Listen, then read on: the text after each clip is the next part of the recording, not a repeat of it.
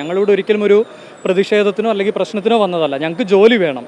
അപ്പോൾ സമാധാനപരമായിട്ട് അവിടെ എന്താണോ ഫൈനൽ ഡിസിഷൻ എടുക്കുന്നത് അത് തന്നെയാണ് ഞങ്ങളിവിടെയും എടുക്കുക. അല്ലാണ്ട് വേറൊരു പ്രശ്നത്തിനോ ഒന്നിനും ഞങ്ങൾ പോകാൻ ട്രൈ ചെയ്യുന്നില്ല. ജസ്റ്റ് സമാധാനപരമായിട്ട് ഫൈനൽ ഡിസിഷൻ എന്തോ അത് ഞങ്ങൾ ഇവിടെയും ഫോളോ ചെയ്യും. ഇന്നത്തെ മീറ്റിങ്ങിൽ എന്തായാലും ഡിസ്കഷൻ തീരുമാനം എടുക്കുമല്ലോ. അപ്പോൾ അതിനനുസരിച്ചിട്ട് ഞങ്ങൾ ചെയ്യാന്നുള്ള രീതിയിലാണ്. കാരണം ജോലി എന്തായാലും ഞങ്ങൾക്ക് ആവശ്യമുള്ളതല്ലേ. അപ്പം ഇത്രയും നാൾ വർക്ക് ചെയ്ത സ്ഥലമാണ്. അപ്പം കമ്പനി നല്ല രീതിയിൽ ഗവൺമെൻറ്റായിട്ട് തീരുമാനിച്ചിട്ട് ഒരു ഡിസിഷൻ എടുക്കുമെന്ന് വിചാരിക്കും. ഹോപ്പാണ് ഉള്ളത്. ഒരു തരത്തിൽ അംഗീകരിക്കാൻ പറ്റില്ല. അടിയന്തരമായി തൊഴിൽ വകുപ്പ് ഈ വിഷയത്തിൽ ഇടപെടണം.